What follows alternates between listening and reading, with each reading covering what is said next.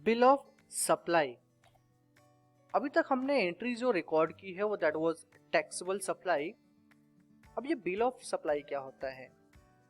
Bill of supply यानी कि जब आप जीएसटी रजिस्टर्ड होल्डर हो, चाहे आप कंपोजिट डीलर हो, चाहे आप रेगुलर डीलर हो, और आप जो सर्विस या गुड्स की सप्लाई करते हो वो एग्जम्प्ट है, नील रेटेड है, नॉन टैक्सेबल आइटम है, तो ऐसे केस में आप जीएसटी उस प्रोडक्ट पे या सर्विस पे चार्ज नहीं करोगे। तो ऐसे केस में जो इनवॉइस आप सामने वाली पार्टी बायर को देते हो वो जो इनवॉइस कहलाता है वो कहलाता है बिल ऑफ सप्लाई। तो उसकी एंट्री रिकॉर्ड करना बहुत सिंपल है। यहाँ पे इसको हम एज अ एग्जाम्पल के तौर पे समझते हैं। Following good supply to Suzanne enterprises non GST holder Mumbai dated on 26 of July. Product milk powder apple vinegar, 2 quantity 600 और 750 ईच।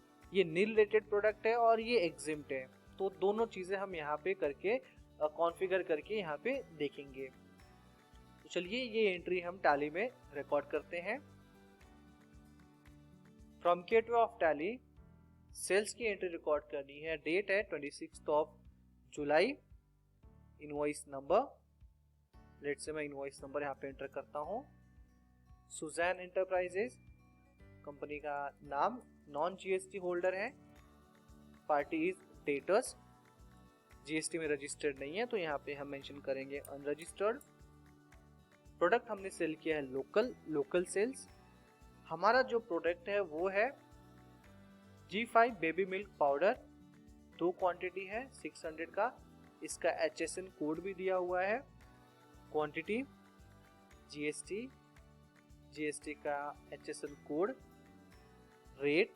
अब ये प्रोडक्ट जो है इसका रेट टैक्सेबल नहीं है, बल्कि अगर आप यहाँ पे देखो तो ये नील रेटेड है, यानी कि इस पे कोई टैक्स चार्ज नहीं किया जाता है। नील रेटेड है, type of supply goods, 2 quantity और रेट है इसका 600 एंड ओनली 600। दूसरा प्रोडक्ट है आपका एप्पल विनेगर, ये एग्जेम्प्ट है। एग्जाम्पल के तौर पे nil rated and exempt is a different thing.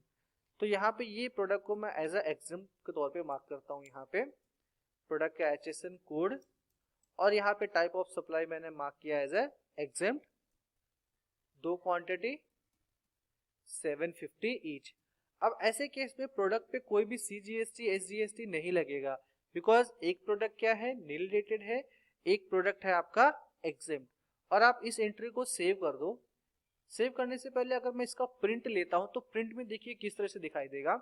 Print preview, इसका प्रिंट प्रीव्यू करते हैं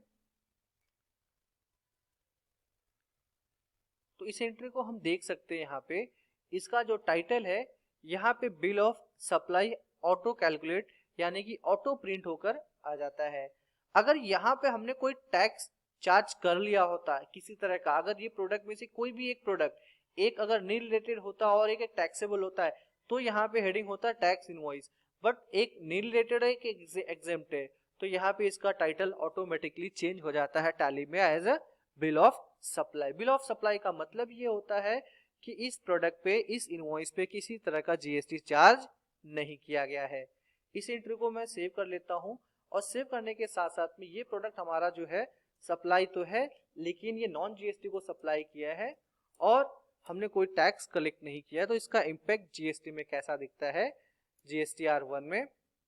यहाँ पे आप देख सकते हो table number 9, nil rated supply that is of exempt. GSTR3B में अगर आप देखना चाहो तो table number 3.1 outward other supply that is nil rated and exempt. यहाँ पे table number 3.1 point number C के अंदर यहाँ पे रिफ्लेक्ट हो जाता है।